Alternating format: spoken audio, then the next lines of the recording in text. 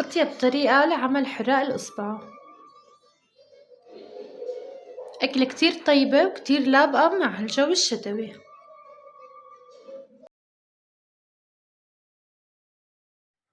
إن شاء الله هلأ رح نبلش بعمل حراق الإصبع. أول شي هون رح أحتاج ل250 جرام معكرونة أي شكل انتو حابينه. بحطها بطنجرة وبغمرها بالمي وبتركها لحد ما تستوي تقريبا، طبعا بطنجرة لحالها. وهون العدس بطنجرة تانية غير طنجرة المعكرونة. عندي هون كاسة عدس كمان رح اسلقها لحد ما تستوي. هون حطيت مي وملح وزيت. بعد ما غلت رح سقط عليها المعكرونة ورح استناها لحد ما تستوي تقريبا. عندي هون العدس حطيته بطنجرة رح استنى لحد ما يستوي وطفيه. هون عندي بصلة قطعتها شرائح رح اقليها بالزيت. هي البصلة رح استخدمها لقلب الاكل، ورح اقطع كمان بصلة للوجه. هون انا عندي المعكرونة استوت صفيتها من المي ورح اضيف عليها العدس. كمان انا عندي العدس استوى وصفيته من المي. رح احط كل الكمية على المعكرونة.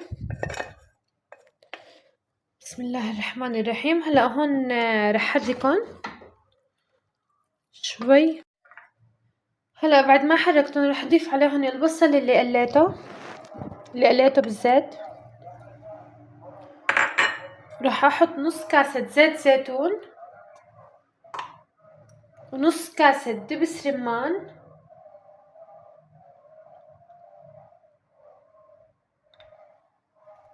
ورح احط كمان نص كاسة ليمون معصور. طبعا انتو فيكن تحددوا كمية هاي الشغلات على هو قد ايه انتو حابينها.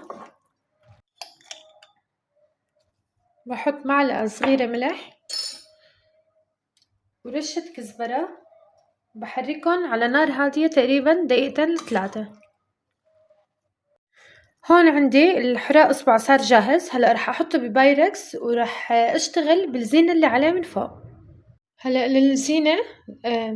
هلا لزينة الحراق اصبع هون رح استخدم بصل هذا اللي قطعته وتبلته بالطحين والنشا رح اقليه واحطه على الوجه. وهون عندي خبز مقطع تقطعوه بالشكل اللي انتو حابينه. انا صراحة رح اعمله بالاير فرير، فيكم تقلوه او تحمصوه. ورح استخدم كمان رمان وكزبرة. وهون رح اقلي البصل لحد ما يتحمر. انا هذا اللون اللي بدي اياه. هيك صار جاهز البصل عندي. الخبز حطيته بالاير فرير رح اخليه تقريبا 10 دقايق لحد ما يتحمص عندي. هلا هون حطيت الحراق اصبع بالبايركس رح زينه.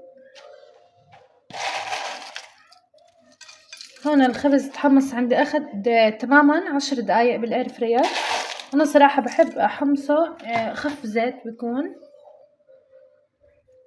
راح احط هون كزبرة.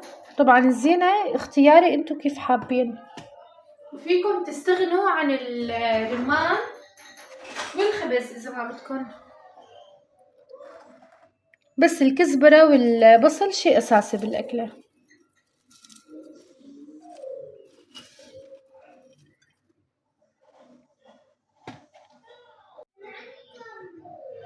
وهيك صار عندي الحراق اصبع جاهز. ضل خطوة صغيرة هي اختياري انكم تحطوا ليمون. اذا حبيتوا الوصفة بتمنى تعملوا لايك واشتراك بالقناة.